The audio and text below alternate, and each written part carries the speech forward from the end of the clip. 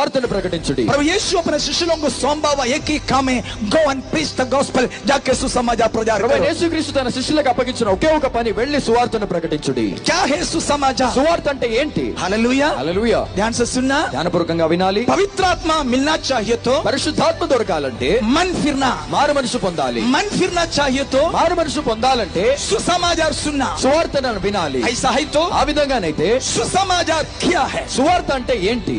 प्रभु यीशु मसीह मारा गया, गड़ा गया, तीसरा दिन जी उठा. ప్రభువైన యేసుక్రీస్తు చంపబడ్డాడు, పాతిపెట్టబడినాడు, మూడో రోజు తిరిగి లేచినాడు. मरों पापियों के लिए प्रभु यीशु अपना जीवन दे दिया. పాపుల కొరకు ప్రభువైన యేసు తన ప్రాణములు పెట్టినాడు. वो गड़ा गया, ఆయన పాతిపెట్టబడినాడు, तीसरा दिन जी उठा. మూడో రోజు తిరిగి లేచినాడు. उस प्रभु यीशु के नाम में ఆ ప్రభువైన యేసుక్రీస్తు నామములో पाप का क्षमा और मन फिराना मिलेगा. పాప క్షమాపణయు మారు మనసు దొరుకును. ये ही सुसमाचार. ఇది యేసు సువార్త. ये बात जाके सबको प्रचार करो. ఈ మాటను వెళ్ళి అందరికీ ప్రసంగించుడి. हालेलुया. హల్లెలూయా. जो कष्ट उड़ाकर आमीन गाड़ा जाकर जी उड़ा हुआ उस प्रभु यीशु के नाम पर కష్టములు సహించి పాతిపెట్టబడి తిరిగి లేచిన ఆ యేసు నామములో आमीन इस बात प्रचार करो. ఈ మాటలు ప్రకటించండి. पाप का क्षमा పాప క్షమాపణ, और मन फिराना మారు మనస్సు आमीन उसके नाम में मिलेगा. ఆయన నామములో దొరుకును. लूका का सुसमाचार లూకా సువార్త 24 अध्याय 24వ అధ్యాయము उसका